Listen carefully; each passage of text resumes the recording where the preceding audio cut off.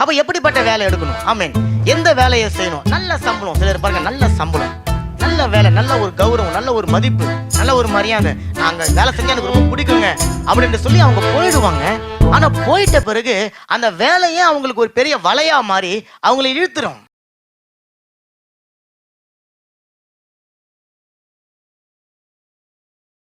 பொருளாதாரம், தொழில், வேலை, அதாவது உங்களுடைய ஃபைனான்ஸ், அதுல தேவனுடைய ஆலோசனை வருது. ஆமென். இன்னைக்கு இதுல தான் நிறைய ரட்சிக்கப்பட்ட பிள்ளைகள் தவறிடும். ஆமென். நல்லா பாருங்க, எனக்கு பிடிச்சமான வேலை, எனக்கு நல்ல சம்பளம் கிடைக்கிற ஒரு வேலை, நான் போய் வருவதற்கு ஈஸியான வேலை, அல்லது இந்த தேசத்துல நான் தங்கி எதையாவது காலம் உண்டு நிக்கணும் என்பதற்காக நான் ஒரு வேலையை எடுத்துறேன். ஆனா அந்த வேலை தேவனுக்கிட்ட நீ வருவதற்கு தடையா ஆயிடுது அப்படின்னு சொன்னா, இப்ப வேலை மேல தப்பா, வேலை எடுத்த உங்க மேல தப்பா, அல்லது வேலை செய்து கொண்டு இருக்கிற என் மேல தப்பா? புரியுதுங்களா? இப்ப தேவன் உங்களுக்கு ஒரு ஆசீர்வாதத்தை கொடுத்தாருன்னா அவருடைய சமூகத்துல இருந்து நீங்க தள்ளி போகணும்னு சொல்லுவாரா? இல்ல. ஒருவேளை நீங்க வேலைக்கு போறீங்க, வேலையை முடிச்சுட்டு நீங்க வந்து சேர்ந்துடுறீங்க, அது வேற. நிரந்தரமா நீங்க ஆராதனைக்கே வர முடியாதபடிக்கு உங்களுக்கு தடையா ஒரு வேலை அமைஞ்சிருதுன்னு சொன்னா, அப்போ உங்களுக்கு ஆலோசனை கொடுத்தது உங்களுடைய எதிர்கால பரிபூர்ண திட்டத்துக்கு உகந்த ஒரு ஆலோசனை கொடுக்காத ஒரு ஆலோசனையாக மாறி விடுகிறது. ஏதோ ஒரு சொல்லுவாங்க பாருங்களேன், ஏதோ வெளிச்சமே இல்லைங்க, தூரத்துல டார்ச் லைட் வெளிச்சம் தெரிஞ்சுதுங்க, நான் அதை நோக்கி போயிட்டேன். கிணத்துக்குள்ள முழுக போறேங்க, திடீர்னு ஒரு நூல் கிடைக்குதுங்க, அதை பிடிச்சி நான் எப்படியா தப்பிக்கிப்பி மேல வந்துடலாம். அந்த நூலை கொடுக்கறது, டார்ச் லைட் அடிக்கிறதுலாம் மனுஷன் வேலை. ஆண்ட ஒரு தூக்குறாருன்னு சொன்னா நூலை விட்டுக்கணும், கோலை விட்டுக்கலாம் கிடையாது. அவர் கையை கொடுத்து ஒரு தூக்கி எடுப்பாரு மேல. காரங்களை தட்டுங்க நல்லா. அல்லேலூயா. அதான் தாவீது சொல்றான், கை தூக்கி எடுத்தீங்களே. அங்கே ஆண்டவர் நூலை கொடுத்தாரா, அப்ப இந்தப்பா நூல் வச்சுக்கோ, மேல வந்துரு, எட்ட ஒரு டார்ச் லைட் அடிக்கிறவா. இதெல்லாம் ஆண்டவர் வேலை கிடையாது. அவர் பிரகாசத்தின் மகிமையின் தேவன். ஆமா, உங்களுடைய வாழ்க்கையில இருளை போக்கணும்னு சொன்னா ஒரு வினாடி அவருக்கு போதும். ஆமென். நீங்க முழுக போறீங்கன்னு சொன்னா உங்களை தூக்க அவருடைய கரம் இருக்கிறது. ஆமென். அப்ப நீங்க வேலை ஸ்தலத்துல, வேலை சம்பந்தமான காரியத்துல, தொழில் சம்பந்தமான காரியத்துல, நிறைய பேர் பாருங்க பிசினஸ் ஆரம்பிச்சுட்டு தேவனுடைய ரட்சிக்கப்பட்ட பிள்ளைங்க அங்க ஆல்கோல் வித்துன்னு இருப்பாங்க. நீங்க பார்த்துருப்பீங்க. சினிமா சீடிகள் வித்துன்னு இருப்பாங்க, டிவி டிராமாக்கள் வித்துன்னு இருப்பாங்க, சிகரெட் வித்துன்னு இருப்பாங்க. கேட்டா இது நம்ம வாழற நாட்டுல இதெல்லாம் வேணுங்க, இல்லைன்னு சொன்னா பிசினஸ் ஓடாதுங்க. அப்போ உனக்கு பிசினஸ் தேவை கிடையாதுயா. நீ ஆல்கோல் தான் வித்து பிழைக்கணும், நீ சிகரெட் தான் வித்து பிழைக்கணும், ரட்சிக்கப்பட்டிருக்க தேவை இல்லையே. பாயிண்ட் புரிதுங்களா? அப்ப இது தொழில நானே ஒரு தீர்மானம் எடுத்துக்கிறேன். ஆனா இன்னைக்கு பாருங்க, அந்த மாதிரி ஆல்கோல் வித்துன்னு, அந்த மாதிரி சிகரெட் வித்துக்குன்னு, அந்த மாதிரி சீடி வித்துன்னு, கேசட் வித்துக்குன்னு வாழ்ந்து கொண்டிருந்த உங்களுடைய ரட்சிப்பு எங்க இருக்குது? அன்னைக்கு தேவனை நல்லா அலங்காரமா வந்து சபையில ஆராதிச்சு தேவனுக்கு நல்ல எளிமை, அப்படி செய்வாக்க இப்படி செய்வாக்கன்னு சொன்னவங்க இன்னைக்கு எங்க இருக்கிறாங்க? அப்ப நல்லா கவனிச்சிக்கணும், உங்களுடைய தொழில் அது தேவனுடைய ஆராதனைக்கு, தேவனுடைய தீர்மானத்துக்கு, தேவனுடைய சித்தத்துக்கு விரோதமா இருக்குதுன்னு சொன்னா அந்த தொழிலை நீங்க விட்டுறணும். வேலை, நீங்க சம்பாதிக்கிற சம்பளம், இது எல்லாமே தேவனுடைய ஆராதனைக்கு தடையா இருக்குதுன்னு சொன்னா அதை நான் விட்டாதான் தேவனை நான் பிடிச்சு கொள்ள முடியும். பொருளாதாரத்துல, தொழில்ல, பிசினஸ்ல உங்களுக்கு அவர் ஆலோசனை கொடுக்கிறவரா இருக்கிறார். லூக்கா 5ஆம் அதிகாரம், அதுல பாருங்க, நான் எடுத்து வாசிக்கிறேன். இந்த காரியத்தை நம்ம தியானிச்சிருக்கிறோம். லூக்கா 5ஆம் அதிகாரம் 4-5 வரை உள்ள வசனம். அவர் போதகம் பண்ணி முடிந்த பின்பு சீமோனை நோக்கி, ஆழத்துல தள்ளி கொண்டு போய் மீன் பிடிக்கும்படிக்கு உங்கள் வலைகளை போடுங்கள் என்றார். அதற்கு சீமோன், ஐயரே, ராம் முழுவதும் நாங்கள் பிரயாசப்பட்டோம், ஒன்றும் அகப்படவில்லை, ஆகிலும் உம்முடைய வார்த்தையின்படியே வலையை போடுகிறேன் என்றான். இந்த சம்பவம் நமக்கு நல்லா தெரியும். பேதுரு எப்போதும் போல கடல்ல ஒரு நாள் மீன் பிடிக்க போறாரு. அவருடைய நல்ல நேரம், நான் அப்படித்தான் அதை பார்க்குறேன். எப்படி சொல்றேன்னா, அவருடைய நல்ல நேரம். அவர் நைட்டு ஃபுல்லா பிரயாசப்பட்டு அவருக்கு ஒரு மீன் கூட கிடைக்கல. இப்போ சோர்ந்து போய் மனுஷன் கடல்ல வந்து வலையை அலசி கொண்டு இருக்கிறாரு. நான் சொன்னல நல்ல நேரம், அந்த நல்ல நேரம் அவருக்கு வந்துருச்சு. இப்போ இயேசு கிறிஸ்து வந்து அவருடைய படகுல உட்காந்துட்டாரு. ஆமென். உட்காந்துட்டு நிறைய காரியங்கள் செய்யறாரு. நம்ம அதை குறித்து தியானிச்சிருக்கிறோம். இப்போ பேதுருடைய வாழ்க்கையில ஒரு பெரிய தோல்வி, அவருடைய பிசினஸ்ல ஒரு பெரிய நஷ்டம். அவர் இப்ப வீட்டுக்கு போனார்னா அவருக்கு அடுத்த நாள் வாழ்வாதாரம் தடைப்பட்டு போயிருக்கு. அன்னைக்கு அவருடைய வருமானம் தடைப்பட்டு போயிருக்கு. மனுஷன் நொந்து போயிருக்கிற தன்னுடைய சரீரத்தில் இருந்த பலனெல்லாம் செலவழித்து அவருக்கு ஒன்றும் கிடைக்காம போயிடுச்சு. இப்போ அவர் ஆலோசனைக்காக காத்து கொண்டு இருக்கிறார். அங்க நீங்க பாத்தீங்கன்னா வலையை அலசி கொண்டு இருந்தாங்க. தன்னுடைய வாழ்க்கையை அலசி கொண்டு இருக்கிறார், தன்னுடைய சூழ்நிலைகளை அலசி கொண்டு இருக்கிறார். ஏன் நான் தோல்வி அடைஞ்சேன் யோசனை பண்ணி கொண்டு இருக்கிறார். இப்ப யோசனை பண்ணி கொண்டே இருக்கிறாரு. யோசனையில பெரியவரு வந்துட்டாரு. அவர் யோசனையில் பெரியவர், ஆலோசனை கர்த்தர். கரைகளை தட்டுங்களா, கரைகளை தட்டுங்க.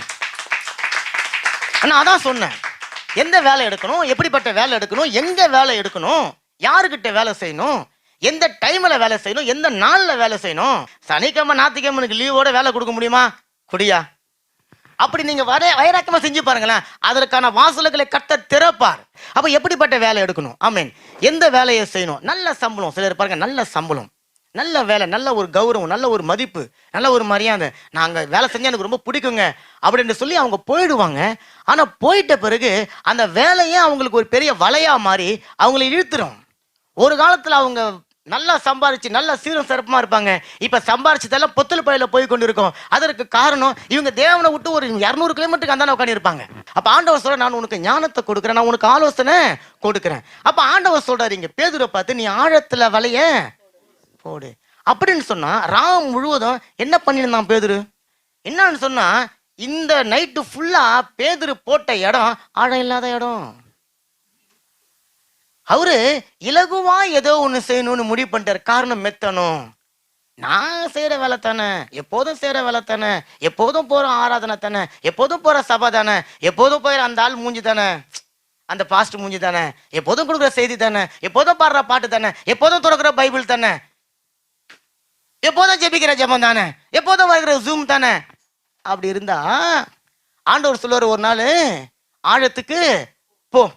ஆனா அந்த ஆழத்துக்கு போறதுக்கு முன்னாடி நல்லா கவனிங்க, ஆழத்துக்கு போறதுக்கு முன்னாடி உங்களுக்கு வாழ்க்கையில ஒரு வெறுமை வரும். ஆழத்துக்கு போறதுக்கு முன்னாடி உங்களோட வாழ்க்கையில ஒரு ஏமாற்றம் வரும். ஆழத்துக்கு நீங்க தள்ளி கொண்டு போறதுக்கு முன்னாடி உங்களுக்கு ஒரு நஷ்டம் வரும். ஆண்டவர் சொல்றாரு, அந்த நஷ்டம் வரக்கூடாது என்பதற்காகத்தான் பேதுருவை ஏற்கனவே சந்திச்சிட்டாருங்க. உங்களையும் என்னைய தேவன் அதுக்காகத்தான் சந்திச்சாரு. சந்திச்சுட்டு இப்ப நான் எப்போதும் செய்யறது போல, எப்போதும் செய்யறது போல, எப்போதும் செய்யறது போல அப்படி நான் இருந்துட்டேன்னு சொன்னா ஒரு குறைவு வரும், ஒரு நஷ்டம் வரும், ஒரு கஷ்டம் வரும், ஒரு பிரச்சனை வரும், ஒரு வேதனை வரும். அப்போ உட்காந்து குய்யோ முய்யன்னு கத்திக்கின்னு அப்போ உட்காந்து யோசனை பண்ணி கொண்டு இருக்காதீங்க. அன்னைக்கு நல்ல நேரம் ஏசு அந்த தேசத்துல, நாட்டுல, ஊர்ல இருந்தாரு. ஆமேன். அப்ப இங்க சொல்றாரு பாருங்க, நீ ஆழத்துக்கு தள்ளின்னு போ. 2 காரியம் தான். ஒண்ணு, பேதுரு வலைய வீசின இடம் ஆழம் இல்லாம இருந்திருக்கும், அல்லது ஆழமில்லாத இடத்தை இவர் தேடி போய் வலைய வீசிட்டாரு. நைட்டு ஃபுல்லா நீ 3 நாள் ஓடினா கூட உனக்கு ஒரு மீனும் கிடைச்சிருக்காது. காரணம், நீ ஆழத்துல போடல. இப்ப ஆண்டவர் சொல்றாரு, நீ ஆழத்துக்கு தள்ளின்னு போ, நீ போய் இப்ப வலைய வீசு. இப்ப பாருங்க, பேதுரு அலசினால கண்டுபிடிச்சிட்டான். அதனாலதான் பேதுரு ஆண்டவர் தேடின்னு போனாரு. இப்ப இன்னைக்கு நிறைய பேர் அதை கண்டுபிடிக்காம இருக்கிறதுனாலதான் ஆண்டவர் தேடின்னு போனாலும் அவங்களால உணர்ந்து கொள்ள முடியாம இருக்கு. உங்களுடைய வாழ்க்கையில, என்னுடைய வாழ்க்கையில உங்களுக்கு ஒரு பிரச்சனையா பிசாசு கொண்டு வரான்னு சொன்னா, ஆண்டவர் உங்களை ஆழத்துக்கு அழைத்து கொண்டு போகிறார். நல்ல காரியங்களை தட்டுங்க, நல்ல காரியங்களை தட்டுங்க. உங்களுடைய வாழ்க்கையில, என்னுடைய வாழ்க்கையில நம்ம மேலோட்டமா புல்ல மேய்ஞ்சு கொண்டு இருக்கிறோம்னு சொன்னா, ஒரு நாளைக்கு அந்த புல் இல்லாம போகும், ஒரு வெறுமை வரும், ஒரு குறைவு வரும். அப்ப ஆழத்துக்கு தள்ளி கொண்டு போகக்கூடிய ஒரு உங்களுக்கு ஒரு சூழ்நிலை வரும். பலன் இல்லாம இருப்பீங்க, அந்த நேரத்துல உங்களுக்கு வல்லமை இல்லாம இருக்கும், சக்தி இல்லாம இருப்பீங்க, சோர்ந்து போயிருப்பீங்க, கஷ்டப்பட்டு இருப்பீங்க. ஆண்டவர் சொல்ற, நீதாயா தள்ளணும். நான் உங்களை சந்திச்சு உங்ககிட்ட ஒரு சில காரியம் சொல்றேன்னு சொன்னா எச்சரிக்கையா இருங்க. நீ ஒரு நாள் வெறுமையில, ஒரு நாள் கண்ணீர்ல, ஒரு நாள் கவலையில, ஒரு நாள் நொந்து நூடல்ஸா போயிருக்கும் போது சுத்தி இருக்கிற எவனும் வரமாட்டான், சுத்தி இருக்கிற யாரும் வரமாட்டாங்க, கூட்டாளி எவனும் வரமாட்டான். படகுல கொஞ்ச நாள் உட்காந்து எவனையுமா காணாங்க. நீ தனியா இருக்கணும். நான் தேடி வந்தாதான் உன்னுடைய வாழ்க்கையில தள்ளுறதுக்கு நான் உனக்கு பலன் கொடுப்பேன். கரங்களை தட்டுங்களேன். அப்ப ஆண்டவருடைய ஆலோசனை வரும்பொழுது, பலிபீடத்துல இருந்து வரும்பொழுது அதை ஏற்றுக்கொள்ளுங்க, ஏற்றுக்கொள்ளுங்க. அதை நீங்க உள்வாங்கின்னு அதை நீங்க ஒத்துக்கொள்ளுங்க. உங்களுக்கு பிடிக்குதோ பிடிக்கலையோ. அவன் போய் அந்த ஆலோசனையை கேட்டுட்டான், தன்னுடைய தோல்விக்கான காரணத்தை கண்டுபிடிச்சிட்டான். யோசனையில பெரியவர் வந்து படகுல உட்காந்துட்டாரு. அவனுக்குள்ள தெம்பு வந்துருச்சு. சொல்லிட்டான், ஐயரே, நான் ராம் முழுவதும் போராடி தான் பார்த்தேன், மேல வலையை வீசி பார்த்துட்டேன், ஆனாலும் என்னால முடியாது. நீங்க சொன்னபடி நான் வலை வீசுறேன். வலைய வீசுனா அவன் வாழ்நாள்ல அன்னைக்கு தான் அவன் அதிகமான மீனை பிடித்தான். நல்ல காரியங்களை தட்டுங்களேன். அவன் பெரிய ஃபிஷர்மேனு, பெரிய அந்த கடல்லையே பிறந்து வளர்ந்தவன். அந்த எந்த ஞானமும் அங்க அவனுக்கு வேலை செய்யல. பாருங்க, எவ்வளவு பெரிய மீனவர், ஒரு தலைமுறையா ஒரு மீனவர். ஆண்டவர் அழகா வந்தார், யூத கோத்திரத்து ராஜா, மீன் பிடிக்கிற தொழிலே தெரியாத ஒருத்தர் வந்து சொல்றாரு, போடுப்பாரு போட்டாரு, வந்துருச்சு மீன். கரங்களை தட்டுங்க, கரங்களை தட்டுங்க, கரங்களை தட்டுங்க. பெரிய பெரிய டாக்டர், பெரிய பெரிய இன்ஜினியர், பெரிய பெரிய ஆலோசனை கர்த்தராலலாம் கொடுக்க முடியாத ஆலோசனையை நம்மளுடைய ஆலோசனை கர்த்தர் கொடுக்கிறாரு பாருங்க. ஒரு சின்ன லெஃப்ட் ரைட்ல முடிச்சிட்டாரு பாருங்க மேட்ரை. ஆமேன். அவர் சொன்ன வார்த்தை, ஆழத்துக்கு போ, வலையை வீசு.